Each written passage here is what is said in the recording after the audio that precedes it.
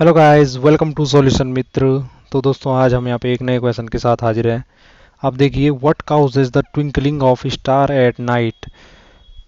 Night की spelling गलत लिख रखी क्या? बताओ तुम। ठीक। कि जो हमारे स्टार होते हैं वो रात में जो है वो ट्विंकल क्यों करता है? ट्विंकल क्या होता है? कभी तेज चमकता है, कभी कम ज़्यादा तेज चमकता है, ऐसे ट्विंकल करता रहता है। तो ऐसा क्यों करता है ये? तो इसके लिए आपको जो क्लास 10th का एक टॉपिक रिफ्रैक्शन, वो पता होना चाहिए। रिफ्रैक्शन। रिफ्रैक्शन हिंदी में कहते हैं अपवर्तन। अपवर्तन। तो क्या चीज़ हुई भाई ये, कि जब भी कोई लाइट रे आती है, ठीक, वो या तो ऐसे आएगी और यहीं से टकरा के वापस चली जाएगी, यानी कि रिफ्लेक्शन हो गया, है ना, परावर्तन हो गया। जैसे कि हमें शीशे में अपनी शक्ल इसी कारण दिखाई देती है। या तो ऐसा होगा कि वो दूसरे मीडियम में ऐसे घुस जाएगी। ऐसे देखो, ऐसे घुस जाएगी। जैसे यहाँ पे इसमें एक दो दो कंडीशन आती हैं, या तो डेंसर टू रेयर रह जाता है या रेयर टू डेंसर। जैसे यहाँ पे मैंने बना रखा है, तो हवा से पानी में जा रही है। तो हवा से पानी में जा रही है, इंसिडेंट रे है। यहाँ पे मैंने परपेंडिकुलर ड्रॉ किया जहाँ पे इंसिडेंट रे है। ठीक। तो हमारी जो ये रे होती है, जो लाइट होती है, ये क्या होती है, इसकी तरफ ऐसे अंदर को मुड़ जाएगी। ये अविलंब की ओर मुड़ जाती है।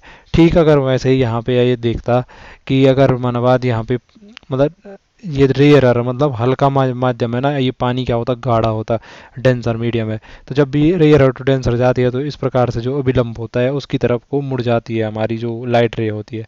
ठीक। अब यहाँ पे दूसरा केस ये होता है कि जब पानी से अगर हवा में जा रही रहती, ठीक, तो पानी से हवा में जा रही रहती तो क्या होता कि हमारी जो रे है वो क्या होती है, वो यहाँ नहीं आती, वो ऐसे ही इधर को मुड़ जाती, मतलब दूर की तरफ को जाती है इस अभिलंब से। ठीक। तो वही चीज़ है, हमारा जो हमारा लॉजिक लगता है वही लगता है। यहाँ यहाँ पे कोई आदमी खड़ा है ये, ठीक, यहाँ पे हम कोई बच्चा खड़ा है ऐसे।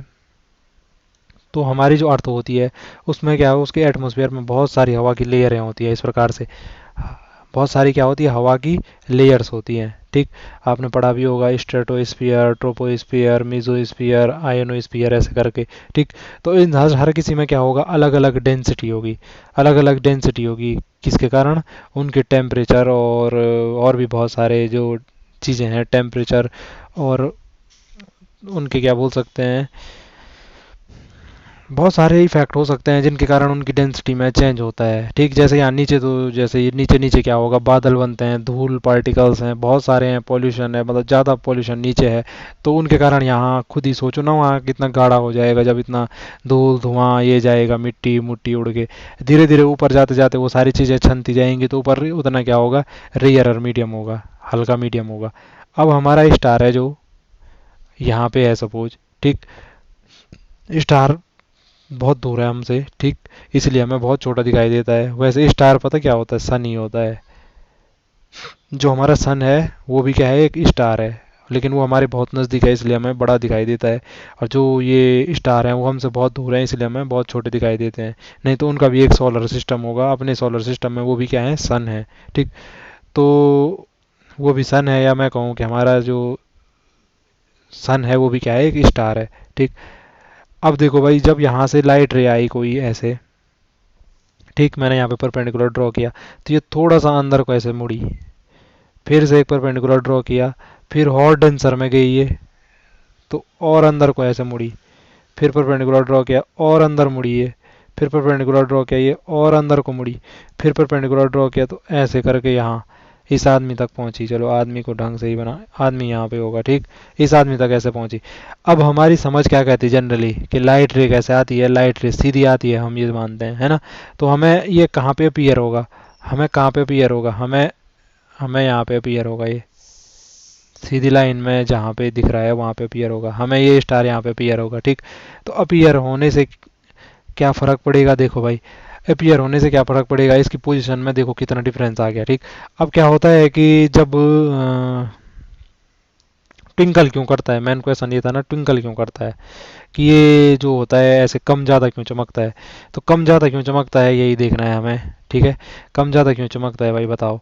तो हमारी जो डेंसिटी होती है ये अलग अलग लेयर्स की, ये क्या होती है, बदलती रहती है। ऐसा नहीं है कि फिक्स है ये, कि ये इतना डेंस है तो ये हमेशा इतनी डेंस रहेगी। अब टेम्परेचर में डिफरेंस हो सकता है, बहुत सारे इफेक्ट हो सकते हैं ना, पोल्यूशन बढ़ गया हमारा या बहुत सारी चीज़ें हो सकती हैं, टेम्परेचर बढ़ गया, तो बहुत सारे इफेक्ट हो सकते हैं जिनके कारण क्या होगा, इनकी डेंसिटी में फ़र्क पड़ता रहता है। ठीक, तो इनकी डेंसिटी में फ़र्क पड़ता रहता है, कभी ये ज़्यादा सघन हो जाती है, कभी थोड़ा उतनी सघन नहीं रहती है, कभी क्या होती है बहुत ही ज़्यादा रेयर हो जाती है, कभी उतनी रेयर नहीं रहती है। उससे क्या होगा, उससे इसमें कंटिन्यू कंटिन्यू क्या होता रहता है, इसके जो रिफ्रैक्शन है उसमें चेंज होता रहता है। ठीक, तो कंटिन्यूस जो रिफ्रैक्शन होता है उसी के इफेक्ट के कारण हमें क्या होता है, जो ये हमारा स्टार है वो ट्विंकल करता हुआ दिखाई देता है ना, कम ज़्यादा चमकता हुआ इसीलिए दिखाई देता है क्योंकि ये कंटिन्यूअस रिफ्रैक्शन करता रहता है।